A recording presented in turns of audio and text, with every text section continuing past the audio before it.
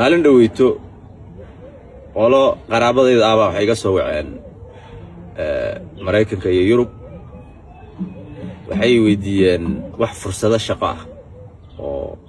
jigjiga ka jira ama maalgashi ah waxaan u sheegay shaqo aan markaa iyada islahaa dadka meesha joogana aad bay ugu baahan yihiin iyaguna lacag bay ka heli lahaayeen آخرنا أجل بيولي بكيل هاي شقدي بيويديان وحانو شاقي إنه برنامج هاي إن لو باهي هاي شركة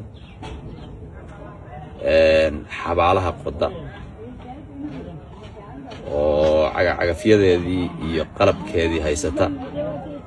وقبل كيو قدر وقف انتي لقيو لقرب هايو dhinaca kalena leh dukaan lagu iibiyo kafanka iyo cadarada loogu talagalay meydka xaga kalena meesha isla agteeda ku leh labaajo ama meel meydka lagu maydho oo shaqaalihii meydka maydhi lahaa rag iyo dumarkiiba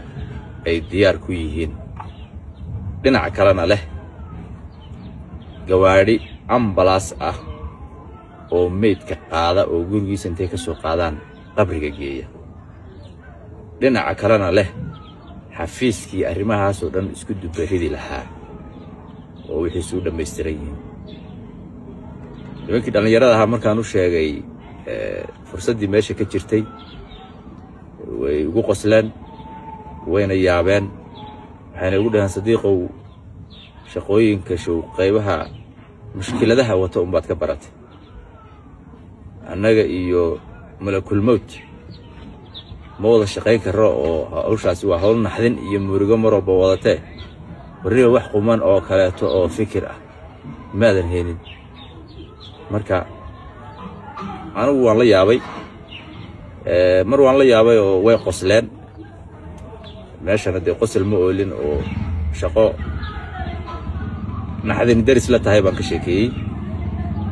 midda labaad adeeg loo baahan yahay baan sheegay oo dadka aan ficil ahaa iyadana ma aysan xaga ka fiirinin midda saddexaad ajir baa meesha ku jira oo dadku way rafaadsan yihiin oo markuu qof ka dhinto meydka ilaa aasa waxa lagu waxayni maartay agaskii xoolihii lagu waxayn lahaa waa lagu rafaadaa dhinacyadaas oo dhan baan anigu wax ka eegay marka maxay idan la tahay fikirkiina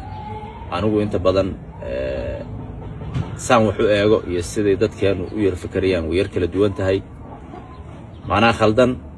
mise nimankaas khaldan aad baadii salaam